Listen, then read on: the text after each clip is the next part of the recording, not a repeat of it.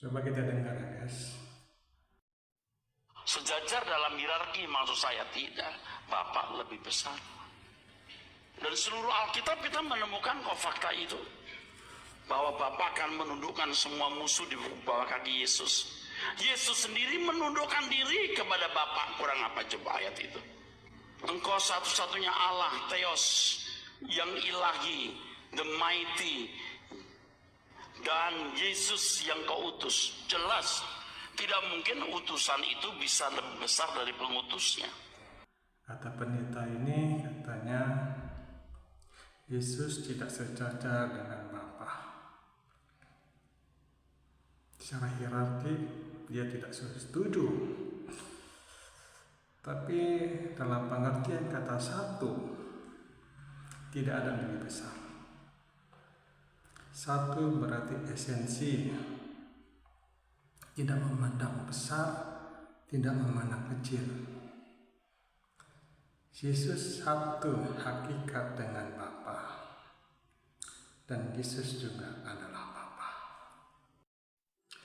Penjabarannya begini, itu terletak pada kemahakuasaan Allah. Kehadiran Allah sebagai Immanuel tidak memandang lebih besar, lebih kecil.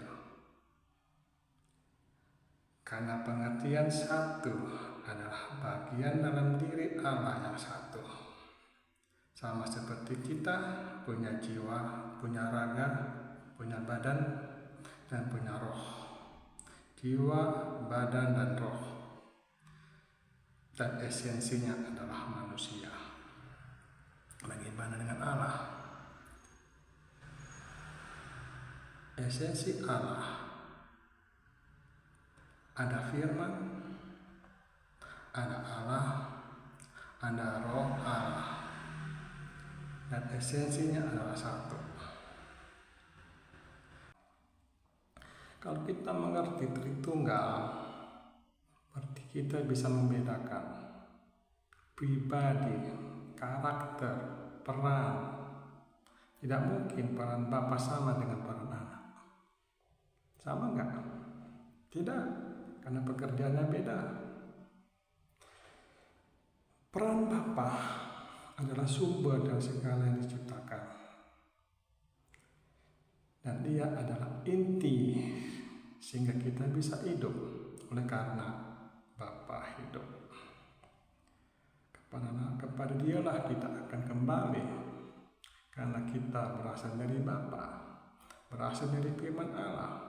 Firman yang keluar dari mulut Allah, itulah ciptaan Allah. Dan kita diciptakan spesial karena kita adalah gambaran Allah. Sehingga Allah akan menghakimi kita menurut perbuatan kita. Kalau saja pendeta ini mengerti juga bahwa firman yang turun ke dalam dunia itu sudah mengosongkan apa yang dikosongkan, pribadi Bapa. Tidak menganggap kesetaraan dengan Bapa.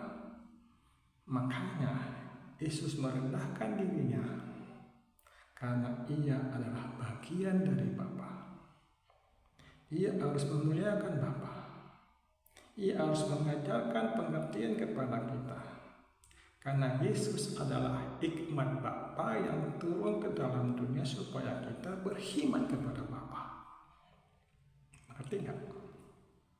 Hikmat itu yang turun dari Bapa sampai kepada kita sehingga kita beriman. Karena firman Allah harus dilarikan kepada sang firman, yaitu Yesus Kristus. Supaya apa? Supaya kita selamat. Tanpa itu kita tidak bisa selamat. Sampai di sini harus mengerti peran Yesus sebagai sang firman yang turun ke dalam dunia. Datang bukan untuk Bapa tapi untuk kita. Ia menyerahkan nyawanya untuk kita biar kita diselamatkan. Paham gak? Tanpa itu tidak ada keselamatan. Kuatkan iman saudara. Nabi-nabi palsu, pengajar-pengajar palsu akan menyimpang ajaran. Perkuat Tritunggal Anda. Jangan mengajarkan Tritunggal yang salah dan akan mengajarkan ajaran baru. Ajaran oneness, Jesus only, itu nggak seberapa. Karena bagi saya mereka juga anak-anak Allah, karena mereka percaya pada Yesus. Tapi saksi Yehova telah jauh dari jalan Kristen, meninggalkan iman Kristen, dan tidak menganggap kesetaraan dengan Bapa. Shalom.